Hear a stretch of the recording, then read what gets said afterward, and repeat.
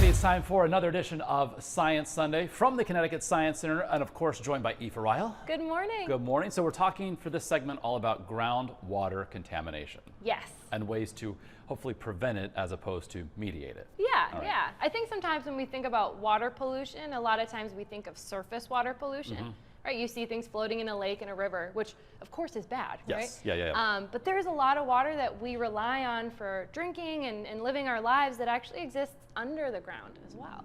So I want to talk a little bit about that because you know that only 0.3% of the water on Earth is available to us as usable drinking water. That's incredible. Yeah, so we got to protect what we have. 0.3. Yeah. So we have our whole groundwater model here. You can see we've got different lakes, some wells, down to an aquifer here. So this is like a underground water supply that a lot of Americans actually rely on to drink from. So I want to talk a little bit about how these can get contaminated. So to do that, I have food coloring, our favorite thing here at the Science Center. So I'm going to maybe contaminate a septic tank to start. Okay. So I'm going to put some food coloring in there. Let me get a little more. So this is a leaking septic tank that hasn't been maintained properly. And you'll see how quickly that starts to leach out into the surrounding area. So it's not just about you know, what's going on inside of this area and maybe above it, but also it's going to start to travel through the ground. What we can't see. Yeah. Yeah. Do you want to contaminate a lake for me? I don't want to, but for the purpose of this demonstration, I certainly will.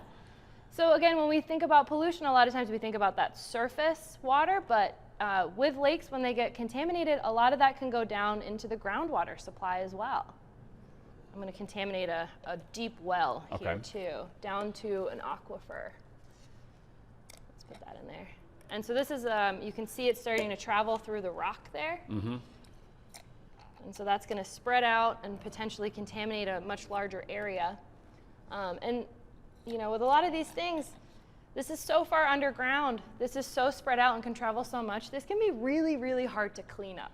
Almost impossible. So like you mentioned earlier, like if you see a piece of trash floating on a lake, that's easy to remove, even though it shouldn't be there to begin with. Right. But when you are talking about a situation like this, to remove those contaminants from so deep down, it's a big challenge. It takes a lot of money, a lot of different methods like biological methods with chemical methods and physical methods all together.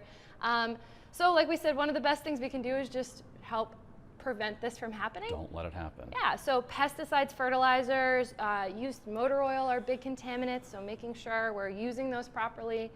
Maintaining septic tanks, landfills can be a big contaminant, so you know, helping keep things out of the landfill helps as well. And these are ways we can protect our groundwater supply, which we all need. Yeah, only 0.3%. 0.3%, yeah. That's nuts. All right, of course, thank you for this. That's amazing, great demonstration. And of course, we want to let people know about something that's recently come back to the Science Center, your gift shop. Yes, yeah, our Love Science gift shop is what we're calling it.